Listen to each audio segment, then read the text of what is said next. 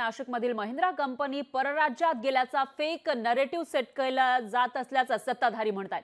काही राजकीय नेते हे फेक नरेटिव्ह सेट करत असल्याचा उदय सामंत यांनी आरोप केला आहे। तर या प्रकरणामध्ये काही तथ्य नसल्याचं महिंद्रा कंपनीने स्पष्ट केल्याचा दावाही उदय सामंत यांनी केला आहे। महाविकास आघाडीच्या नेत्यांनी फेक नरेटिव्ह सेट करू नये असे उदय सामंत यांनी म्हटलेलं आहे। सरकारला बदनाम करण्याचा डाव सुरू असल्याचं ते म्हणाले। मी महिंद्रा कंपनीला स्वतः भेट देणार असल्याचंही त्यांनी म्हटलेलं आहे।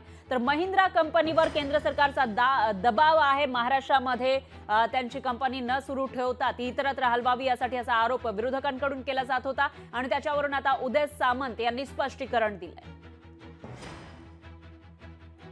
आणखी कंपनी महाराष्ट्रामधून चाललेली आहे आणि त्यासाठी महिंद्रा कंपनीवर दबाव आहे केंद्र सरकारचा असा आरोप विरोधक करत होते। त्याला उदय सामंत यांनी उत्तर दिलंय।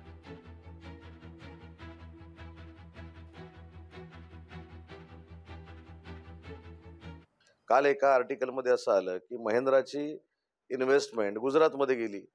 काल महिंद्रानं खुलासा केला की कुठेही इन्व्हेस्टमेंट गेलेली नाही, हे उगाचच खोटं बोललं जातंय असं त्यांनी पत्र काढलं। म्हणजे मला असं वाटतं की औद्योगिक क्षेत्राच्या इतिहासामध्ये एखाद्या कंपनीवर खोटं नाटं एलिगेशन करायचं, त्या कंपनीची बदनामी करायची, बरोबर सरकारची बदनामी करायची आणि हे खोटं आहे सांगणारं पहिलं पत्र काल महिंद्रा अँड महिंद्रानं काढलेलं आहे।